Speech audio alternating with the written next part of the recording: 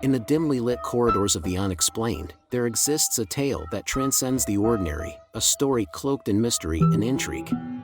Today, we delve into the enigmatic story of the Pollock sisters, a saga that transcends the boundaries of life and death.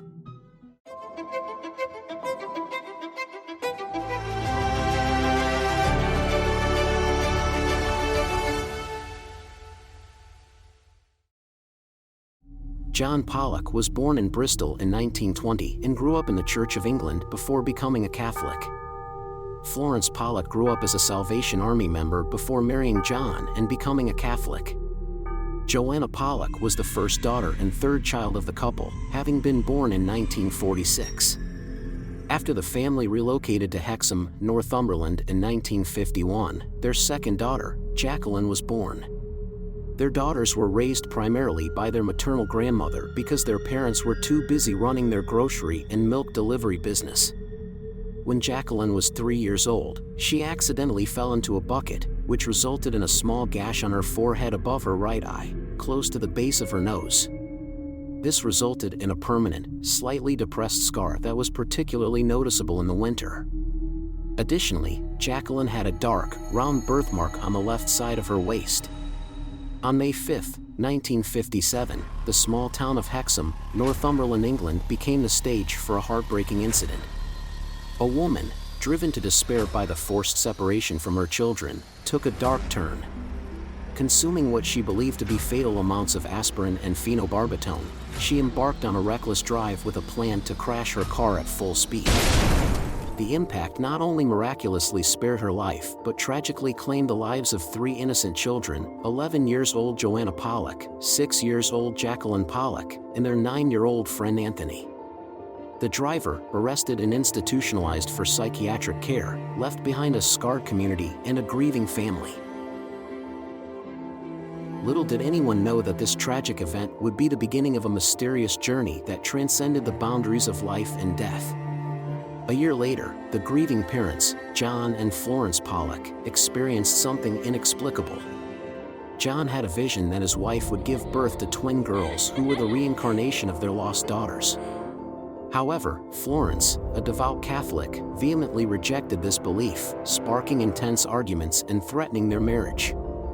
Against all odds, on October 4, 1958, Florence gave birth to twin girls, Jillian and Jennifer. The twins, identical yet with distinct birthmarks, left the parents in awe. A dark brown birthmark on Jennifer's waist mirrored Jacqueline's, strengthening John's conviction that his vision of reincarnation was true. Jillian and Joanna shared a somewhat stocky build, and Jennifer's was similar to Jacqueline's. Joanna's gait was more splay-footed than Jacqueline's, and Jillian and Jennifer also displayed this difference. As the twins grew, so did the evidence supporting the mysterious connection between the past and present. When the family relocated to Whitley Bay, the twins recognized their old home and playground, stirring memories that seemed impossible. When the twins turned 4 and the family returned to Hexham, the inexplicable continued. Jillian and Jennifer displayed an uncanny familiarity with the town, recognizing landmarks, schools, and even the playground where their deceased sisters used to play. Strangely, the twins also exhibited personalities, interests, and fears similar to those of their older sisters. The twins had car phobias. Their mom noticed that they were very careful when crossing the street, holding her hand. When a car engine came close to them in an alley, John Pollock recalls the girls screaming and clinging to each other, the car, it's coming." Perhaps remembering the wall that had stopped them from escaping in their past lives. Jacqueline was still learning to write at the time of her death. Her teacher was worried that she was holding her pencil upright in her hand, so she told her parents to correct her. Jillian immediately held her pencil in her hand, while Jennifer held it in her fist. Jillian didn't hold her pencil properly until she was 7 years old, and even as an adult she would sometimes use her fist to hold the pencil. The Pollock sisters' connection to the past didn't stop there. They showed an eerie familiarity with toys that belonged to Joanna and Jacqueline, even requesting them by name.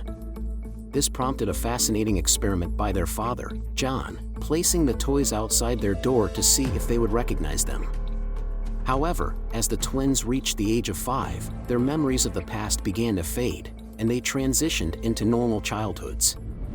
But the mystery persisted, as Gillian recounted vivid visions of playing in a sandbox at a home in Wickham, describing it in detail, matching the home where Joanna had lived at the age of 4. The perplexing case of the Pollock sisters caught the attention of Dr. Ian Stevenson, a renowned psychiatrist intrigued by the concept of reincarnation. In his 1987 book, Children Who Remember Their Past Lives, he explored 14 potential instances of reincarnation, considering the case of Gillian and Jennifer as one of the strongest examples. However, as with any mysterious tale, not everyone is convinced. Some critics, such as British historian Ian Wilson, question the evidence presented by Stevenson, deeming it weak and unsatisfying.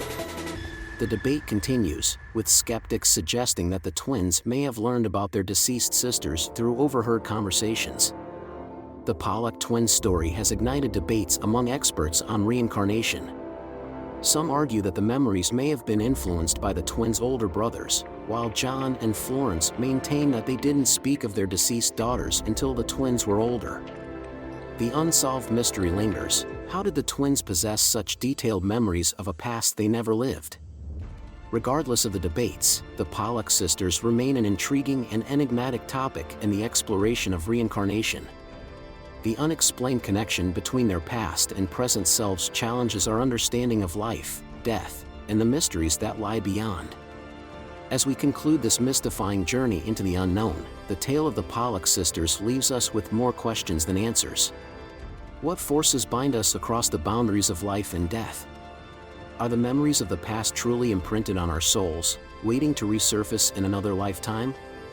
Join us next time as we unravel more mysteries that defy explanation.